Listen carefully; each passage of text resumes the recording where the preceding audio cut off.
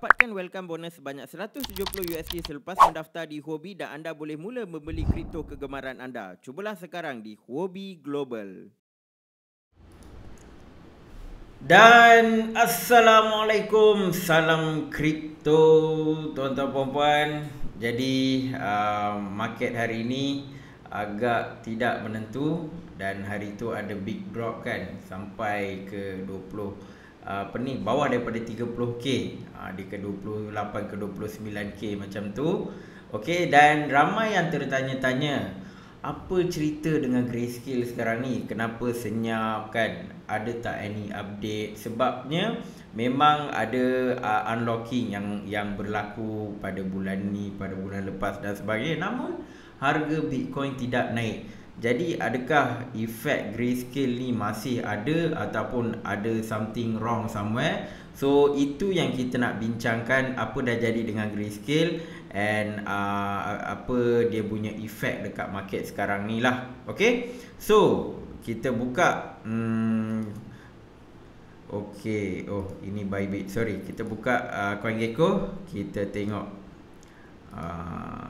Bitcoin, Ethereum, so all memang on a weekly memang tengah drop lah. Okay, Binance Coin hari tu pergi sampai 200 lebih. Okay, so mostly dia turun, lepas tu dia cuba pick up balik. Okay, so ada yang kata this the perfect time to buy the dip dan sebagainya. Macam saya pun ada certain saya bought the dip, namun still dengan proper risk management lah. Okay, so buy the dip sebenarnya tak ada masalah, tapi you must have risk management in case dia jatuh lagi teruk, macam tu. Okay, so ni apa ni? Okay, Clay naik balik. Tron, okay, so Tron based token tengah buat macam comeback. And then Bitcoin Gold Coin, Dogecoin, SafeMoon, BitTorrent. Okay, so now Tron based punya project mula nak naik lah. Mula nak naik, and kita tengok siapa yang tengah drop ni. Pirate Chain, Maker Compound, Aave. Okay, ini DeFi dekat Ethereum sedang mengalami correction, tapi tak banyak. So most likely market sekarang dalam keadaan yang sangat tidak menentu. Okay, so kita buka Bitcoin punya chart pula. Okay, so Bitcoin based on that day drop hari tu. So kalau kita, okay, kalau saya buka dalam weekly, baru sedap nak tengok. So kalau tuan-tuan puan-puan tengok dekat sini first waktu 19 Mei hari tu dia drop. Okay, dia drop sampai sinilah. Ni dia punya support level lah, 35k. Actually dia pergi sampai 29k, tapi dia regain balik support dekat 35k. And sepanjang yang warna hijau ni dia progress, candlestick ni pun ikut je dekat sana. Cantik je diikut. Okay, cumanya on few days back market test balik harga 20k lebih. And dia pergi tepat-tepat dia pergi dekat belah biru ni, pelangi belah biru ni 28k, dia sentuh, pak, dia naik balik. Sekejap je dia pergi, and then dia buat reversal lah, dia naik balik.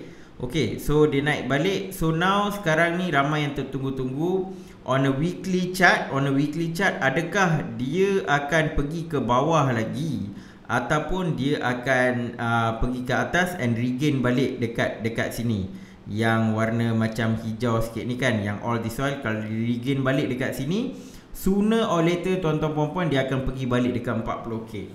Kalau dia pick up balik dekat sini, sooner or later dia akan pergi sekitar 40k.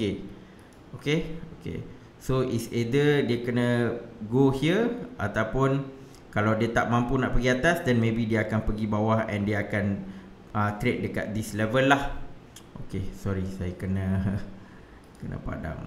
Banyak dia punya ni dan tuan-tuan tak nampak. Okay, so is either kalau dia regain balik dekat sini, then dia akan pergi, most likely dia akan pick up balik lah dekat 40k macam tu. Kalau tak dekat sini, this is the price around 28k.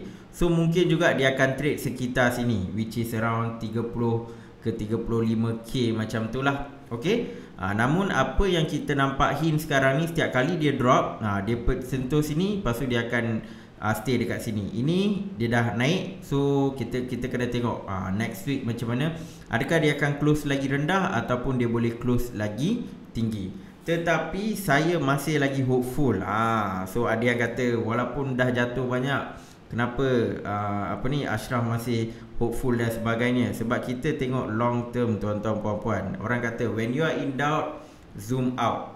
So memang kalau dia pergi this range yang dekat puncak ni, then saya akan kata okey lah, bolehlah jual besar-besaran kan. Sebab memang ini dah ke puncak dia kan. 2013 dia tunjuk, 2017 dia tunjuk kan.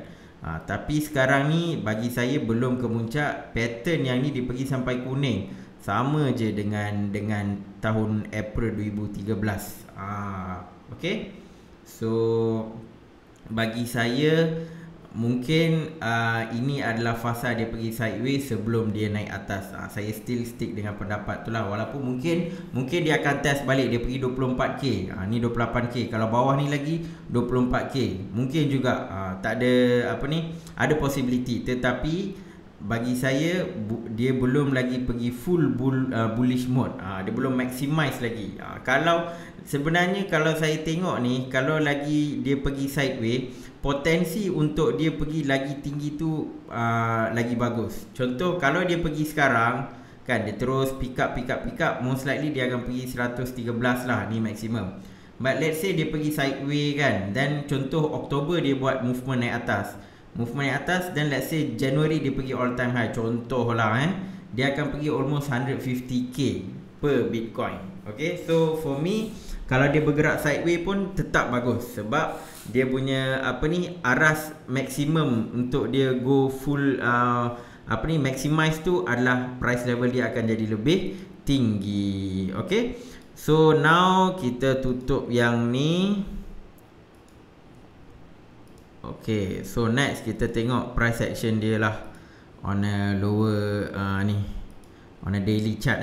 So apa yang sekarang ni saya nampak, so apa yang saya nampak sekarang ni tuan-tuan puan, since Mei kan, 9 Mei tu kan, dekat-dekat nak raya dia drop. Ini adalah kita panggil descending rectangle lah. Ni macam channel, descending channel. So memang nampaknya dia follow descending channel ni. Cumanya waktu 19 Mei tu dia pergi sideways, tetapi bila dia dah pergi dekat sini, is either dia pergi naik atas ataupun dia kena turun bawah. Ini dia memang kena make decision ni pada 14 Jun ni. So this is the part kita nampak macam dia nak break 40k kan, tapi dia tak break, dia terus pergi bawah. So sekarang ni dia dah pergi bawah sini, tapi dia sekarang dekat kawasan ni tuan-tuan puan-puan. Maksudnya Bitcoin kena buat satu lagi big decision. Dia kena buat satu lagi big decision. So kalau dia trade dekat sini, kalau dia pergi dekat sini, maksudnya pattern ni akan dia break lah. Akan dia break, and then most likely kalau dia break pattern ni, maksudnya dia akan ke atas. Tetapi kalau dia nak follow pattern ni, then kalau dia nak follow, contohlah let's say anggaran by end of this month 29 Jun, contoh 29 Jun, then kalau dia follow, then dia akan drop lagi, then drop, then go sideways balik lah. Okay, so ada lagi beberapa hari untuk kita tengok apakah next movement for Bitcoin. Buat masa ni memang nampak dia pergi sideways, so saya nak tengok next dia akan test harga sekitar 35k lah, 35k. Adakah dia mampu nak break 35k? Buat masa sekarang, since dia drop, dia macam susah nak break 35k ni. 35k ni agak payah untuk dia nak break. And dia macam bullish energy dia agak kurang. Tapi tak apa, saya akan tengok sampai kawasan ni. Ni kawasan ni lah kan. Then nak tengok apakah big move yang dia nak buat, naik ataupun turun. Dia kena buat decision. Okay, so that is on Bitcoin. And then kalau kita tengok So dead cross telah pun berlaku. Okey, ini adalah dead cross. So dead cross kita dah nampak dah memang berlaku. So tuan-tuan puan-puan jangan panik. Kadang-kadang dead cross tu dia bukan bermaksud bertahun-tahun dia akan bearish. Tak, kadang-kadang mungkin 3 bulan, 2 bulan dan sebagainya. Okay, so unjuran yang saya letak, contoh maybe dia akan pergi bearish mode sekejap ni, maybe sampai bulan Oktober dan sebagainya, maybe dia akan pick up balik. Itu harapan saya lah. Bukan saya kata saya predict Oktober dia akan naik. Tak, saya punya harapan hopefully by Oktober dia akan naik lah. So dia punya dead cross ni mungkin tidak begitu signifikan. Okay, itu on the Bitcoin. Now kita tengok Ethereum. So Ethereum pun kalau kita tengok dia punya log curve dalam bentuk pelangi ini, Ethereum lagi cantik. Dia pergi sampai yang putih ni kan, sebab macam Bitcoin dia macam drop sampai sini, lepas tu dia drop lagi kan. Ethereum sebenarnya tak, dia drop ni, dia naik dan dia drop balik pun dia still dekat kawasan putih kat tengah ni, dekat 0.5 ni lah. Dia still trade dekat kawasan ni. So hopefully Ethereum tak ke bawah and dia maintain dekat this dekat this particular level lah. Hopefully dia maintain dekat sana lah. Okay, so kalau kita tengok dia punya pattern sekarang ni, so let's say saya buka in a daily. Okay, so Ethereum pun sama juga sebenarnya. Dia pun trading dekat dia punya channel dia. Dia pun ibaratnya lebih kurang trading dekat channel. Cumanya Ethereum ada certain part dia ada buat fake out. Dia ada buat fake out, cuba nak break tetapi tidak begitu berjaya. And sekarang dia kembali kat dalam kawasan ni balik. So in terms of penurunan Ethereum ni, dia ikut Bitcoin. Okay, Ethereum dia mengikut Bitcoin. Cumanya sekarang ni kalau saya tengok hourly chart, seolah-olah okay, nampak inverse head and shoulder. Sini, lepas tu dia tolak naik atas, tapi tak begitu kuat. Saya punya ni hopefully dia boleh pergi sampai sini kan, 2000 kan, tapi dia tak sempat pergi sampai 2100. Dia pergi sampai 2047, lepas tu dia drop balik. Sekarang ni saya nampak okay lah, ada lagi satu pattern head and shoulder, tapi tak berapa jelas, tak berapa kuat lah, tak berapa kuat pun benda ni. Maybe akan ada ni, then maybe dia naik sikit, lepas tu dia turun balik. Maybe itu yang saya nampak lah for hourly chart. This is the way Ethereum tengah buat movement lah. Inverse head and shoulder is bullish pattern, tapi dia tak begitu memberikan kesan yang kuat kepada Ethereum. Okay, so sekarang ni tuan-tuan puan-puan, ramai yang tengah anxious, tengah tunggu apa cerita lah, apa ni grayscale kan. Orang waktu awal-awal tahun kan, semua kata okay, grayscale ni semua tengah perfect je kan. Tiba-tiba sekarang apa cerita grayscale kan. Okay, so saya ada buat sedikit findings dan sebagainya. So this is what I believe happening lah dekat grayscale. Okay, first thing first, apa yang saya nak tunjukkan adalah dekat website Bybit.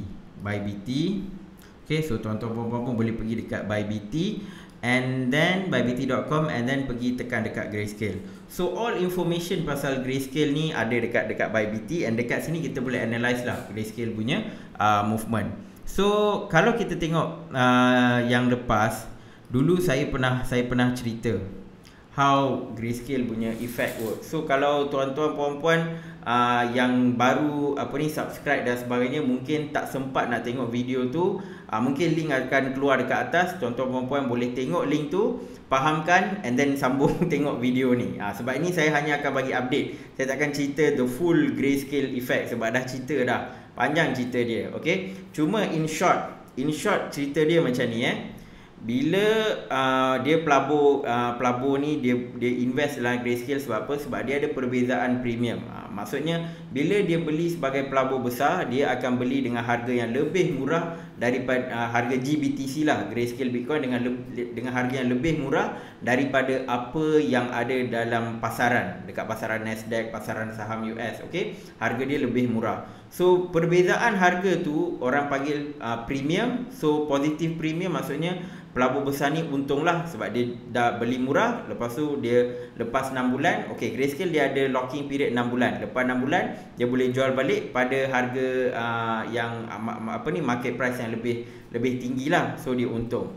Sekarang ni dia dalam keadaan negative premium. Maksudnya harga Grayscale ni yang mana yang kalau kita beli direct daripada Grayscale, harga dia tu lagi mahal daripada harga GBTC, Grayscale Bitcoin yang traded dekat pasaran saham. So itu yang tengah berlaku dan negative premium ni tak pernah berlaku sebelum ni. Cuma baru-baru ni sejak bulan March dia mula datang lah. Dia mula datang this negative premium. So flow dia always macam ni. Flow dia adalah begini. Pelabur besar akan bagi duit dekat Grayscale ataupun diorang sendiri beli Bitcoin dan bagi dekat Grayscale. Grayscale akan bagi GBTC lock untuk 6 bulan dan bila unlocking tu berlaku, mereka akan jual dan buat profit and then dia akan beli balik Bitcoin. And the cycle will continue. Dia adalah satu cycle. Dia akan beli balik Bitcoin. Sebab apa? Sebab dia dah untung dah. And then dia hanya perlu beli balik Bitcoin, repeat sahaja. Sebab selagi premium tu positif, dia akan selalu untung. Yang pelabur besar ni lah. Okay, so dia akan buat benda tu berulang-ulang. Sekarang ni apa yang berlaku adalah bila negative premium tu berlaku, dia dah kacau dah. Dia dah kacau the flow, dia dah kacau the effect. That is why dia tak ada insentif. Lepas dah jual GBTC, dia nak beli balik Bitcoin. Sebab kalau dia beli balik Bitcoin pun kan, and dia bagi dekat Grayscale, harga yang dia akan dapat, yang Grayscale bagi tu adalah lebih tinggi daripada apa yang diperdagangkan dekat stock market. Okay, so sekarang kita tengok. Saya just bagi quick refresh. Okay, sekarang kita tengok dekat sini tak nampak sangat, tetapi okay, saya tunjuk one by one lah. Sorry. Ini adalah Grayscale punya holding lah. So dia memang sentiasa tambah. Ini dari Jun 2020 lah kan. Data paling dia boleh ambil pun dari Jun 2020. Tambah. Apa pasal ni gerak? Sorry. Okay, dia tambah. Last dia tambah Januari.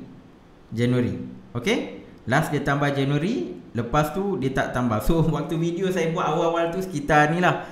And since then okay lah, Februari ni pun dia tambah sikit je lah. Februari ni tambah sikit je. Since Februari mendata dia tak tambah. So kalau tuan-tuan nampak sini, bila Grayscale buat penambahan Bitcoin kan, nampak tak harga Bitcoin yang kuning ni, harga memang naik mendadak. Pak naik. The moment Grayscale dah stop buat pembelian trust fund ni, dah stop buka trust fund ni kan, and then harga dia naik tak? Harga dia naik dan sekarang dah turun balik. Maksudnya adalah Grayscale adalah antara pembeli terbesar Bitcoin kan. Bila dia dah push harga banyak ni, dah push dari berapa Jun, dari 9,000 dia dah push sampailah ke 30k kan, 30k lah kan harga yang last kan. Since that, retail investor yang banyak buat pembelian dan pushkan lagi dengan bantuan Elon Musk. Jangan lupa Elon Musk beli lepas Grayscale stop buat pembelian. Lebih kurang macam tu kan. So Elon Musk datang, dia pun duk promote Bitcoin dengan Dogecoin apa semua. So Elon Musk berjaya tarik retail investor masuk and pushkan lagi 30k ke atas. Tetapi bila Grayscale dah stop pembelian dan sebagainya, dan bila ada isu China FUD tu lah, Elon Musk tiba-tiba tweet dan sebagainya, harga dia drop. faham. Sebab apa? Mostly yang menjual dan panic adalah retail investor, orang yang baru masuk dan sebagainya. Orang baru masuk tak tahu pasal grayscale dan sebagainya, so mereka panic, mereka jual. That is why kalau kita tengok sekarang, dia punya support level 30k ni sangat kuat. Ibaratnya grayscale dah tinggalkan dekat 30k kan. Orang ramai pick up dekat 30k, now sekarang pergi balik dekat 30k, di mana tempat yang grayscale tinggalkan. So this is what kita boleh baca daripada carta ni. Okay, so next kita tengok dekat, okay, ini trust flow ni. Ini adalah tarikh-tarikh yang apa ni, orang beli Bitcoin lah dan masuk ke dalam trust fund dia. Okay, cuma nak bagi tahu, last dia buka adalah sampai sini saya rasa, Februari. Lepas tu dia dah tutup. Kalau dia dah tutup, maksudnya kalau orang dah jual GBTC, dia nak beli balik Bitcoin masuk dalam trust fund, tak boleh. So kalau dia tak boleh nak buat macam tu, then of course harga pun takkan naik. Sebab dia tahu kalau dia jual GBTC, dia nak beli Bitcoin, grayscale tak buka, no point lah dia nak beli dia nak beli Bitcoin. So dia pun tak nak beli. Okay, so this is another factor. Kalau grayscale buka ni, buka sekarang semua ni, probably investor akan masuk. Tetapi ada sebab lah dia tak buka. Tu saya cerita kejap lagi. Tapi apa yang tuan-tuan puan-puan kena ingat, dia buka memang sejak Jun tu, dia sentiasa buka. Jadi setiap kali 6 bulan, bila GBTC tu memang dia lock 6 bulan, setiap kali unlock, mereka boleh beli Bitcoin dan bagi balik dekat grayscale and dapatkan balik GBTC. Okay, cuma sekarang ni sesiapa yang beli dekat sini lah kan, macam sekarang lah nak unlock dah kan, maksudnya diorang beli akhir tahun lepas, bulan Disember dan sebagainya, mereka tak ada peluang untuk beli balik GBTC. Okay, so this is the part yang kita kena faham. Kosong ni tuan-tuan puan-puan. Hari tu Disember sampai Januari dia tutup. Lepas tu dia buka, lepas tu dia tutup balik. Dia tutup balik dan sekarang dia tutup lah.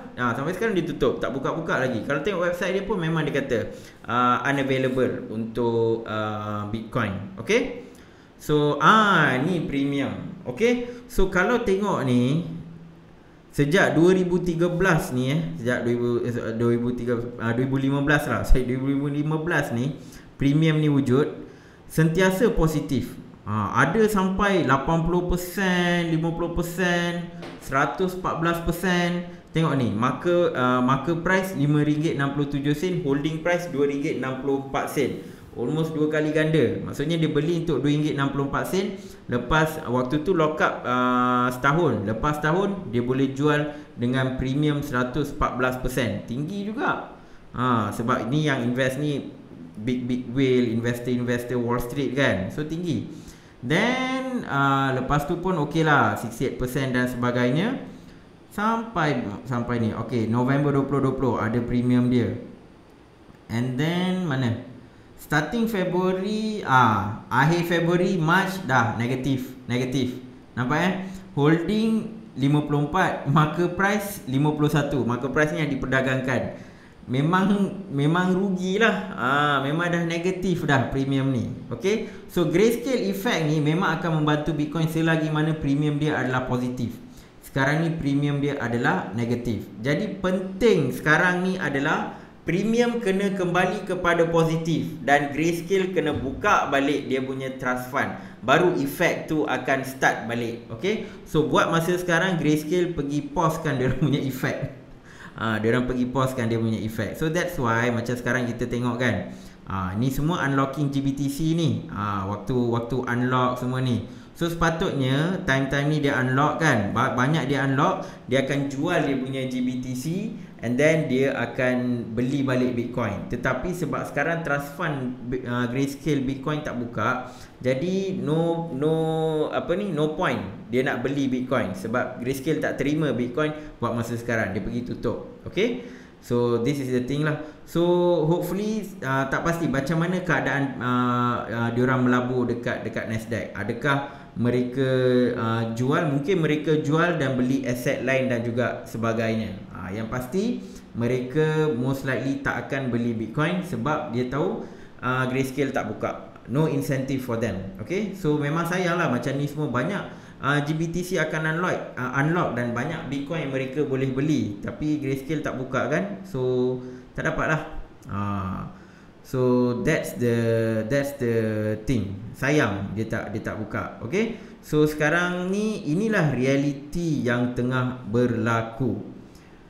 So ini just nak share news lah. Grayscale halt new investment after trading at 15% below Bitcoin. So most likely apa yang berlaku adalah maybe bila harga Bitcoin dekat spot market ni naik secara mendadak, mungkin di GBTC, which is dia punya Bitcoin yang dia trade dekat pasaran saham tu, tidak dapat catch up dengan banyak,